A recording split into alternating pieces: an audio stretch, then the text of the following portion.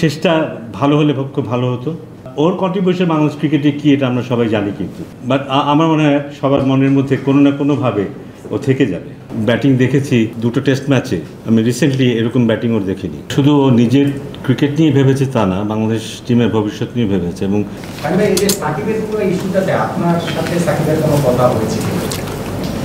Issue বলতে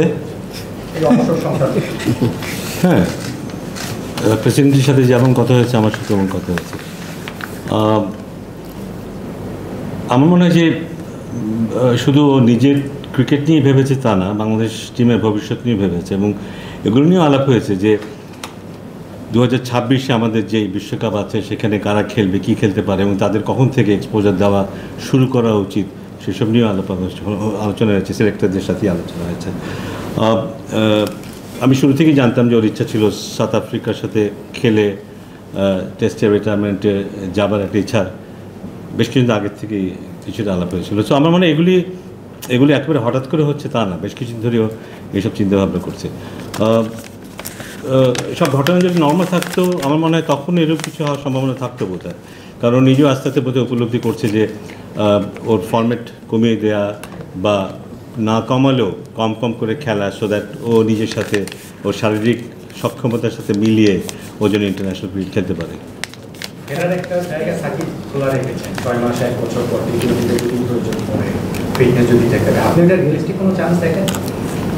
আমি দেখি কারণ আমি এখনও ওর যেই ব্যাটিং দেখেছি দুটো টেস্ট ম্যাচে, আমি রিসেন্টলি এরকম ব্যাটিং ওর দেখিনি, বেশ অনেক দিন এরকম দেখিনি। হি লুক ভেরি অর্গানাইজড ব্যাটিংয়ে, এবং যেই বোলিং এগেনস্টে এবং যেই সিচুয়েশনে ওর এই ব্যাটিংটা দেখেছি সেটা আমাকে অনেক আশাবাদী করে যে আমরা হয়তো সামনেও হয়তো বা ওকে বিভিন্ন ফ্র্যাঞ্চাইজিতে ক্রিকেট খেলতে দেখব এবং সেখানে আমার ধারণা ভালো ব্যাটিং করবে। ধন্যবাদ সবাই। স্যার, আপনি তো অনেক দিন ট্রেন করেছেন, যখন আইপিএল খেলেছে বা দেশের বাড়িতে কোনো সমস্যা হলে আপনি তারপরে মানে ডিরেক্টর হিসেবে না, আপনি অ্যাজ এ কোচ মানে সাকিবের এই ফর্মেটে অবদানটা যদি বলেন আর তার স্ট্রাগল বলেন, তার ইনফ্লুয়েন্সটা বলেন বাংলাদেশের ক্রিকেটের উপর, এই অবসর সময় কি বলবেন তার ইনফ্লুয়েন্স এবং তার এই ক্যারেক্টার?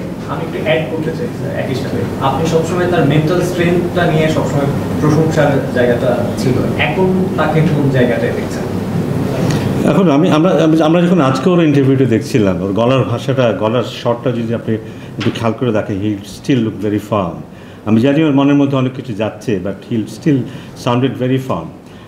ওর কন্ট্রিবিউশন বাংলাদেশ ক্রিকেটে কী এটা আমরা সবাই জানি, কিন্তু অনেকে হয়তো সামনাসামনি স্বীকার করি না, অনেকে হয়তো অনেকভাবে এই জিনিসটা ব্যাখ্যা করি, কিন্তু ডিপ ইনসাইড বোধহয় আমরা সবাই জানি সাকিব আল হাসানের কী কন্ট্রিবিউশন আছে বাংলাদেশের ক্রিকেটে। একটা সময় হয়তো আমরা ভাবতামই যে না থাকলে কী হবে, বাট এটা অ্যাকচুয়ালি হয় না।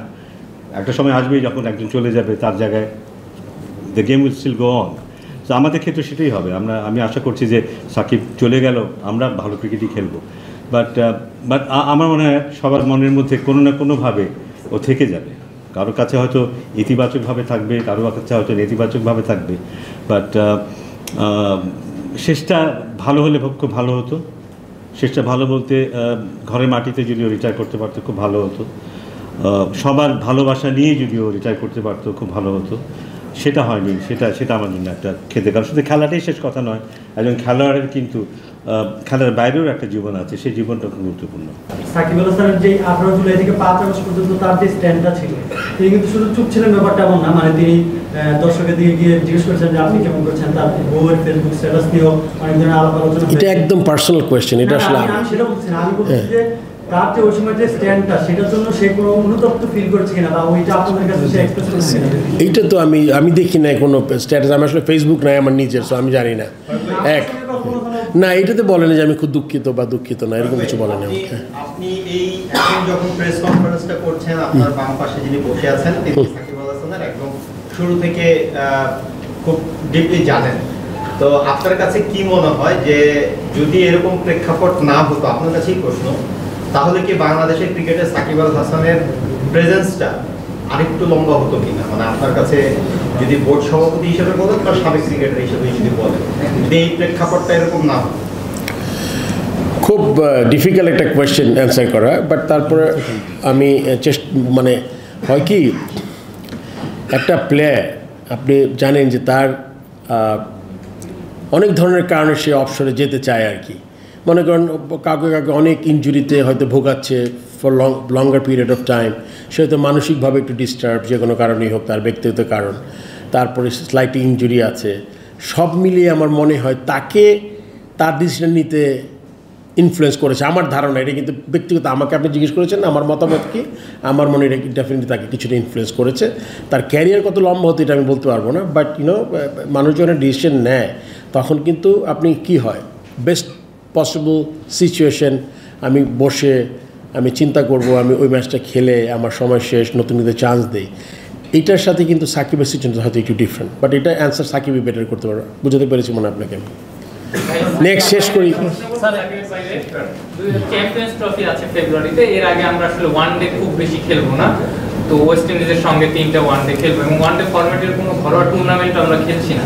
আপনাদের কাছে কি মনে হয় যদি একটা টুর্নামেন্ট করা যেত আমাদের ওই প্রিপারেশনটা আরো বেশি ভালো হতো? আমরা যাওয়ার পথে, আমি আমার ডিরেক্টররা জানে, আমরা চেষ্টা করছি ওয়েস্ট ইন্ডিজ যাওয়ার পথে 3টা যদি ওয়ান ডে খেলতে পারি, বিকজ আমি আফগানিস্তান ক্রিকেট বোর্ডের সাথে কথা হয়েছে আমার কোয়ালালামপুরে, তো আমরা চেষ্টা করছি যাওয়ার পথে 3টা ওয়ান ডে খেলা যায় নাকি আফগানিস্তানের সাথে। আর কিছু শেষ? বোর্ড সভাপতি হওয়ার পর থেকে এই যে আপনার তৃতীয় বোর্ড সভা, এর মধ্যে অনেক পরিচালক আসলে অনুপস্থিত ছিলেন, তাদের ব্যাপারে কোনো সিদ্ধান্ত বা শূন্য পদগুলো কীভাবে আসলে শূন্য পদ যে নিয়মের কনস্টিটিউশনের মোতাবেকই হবে।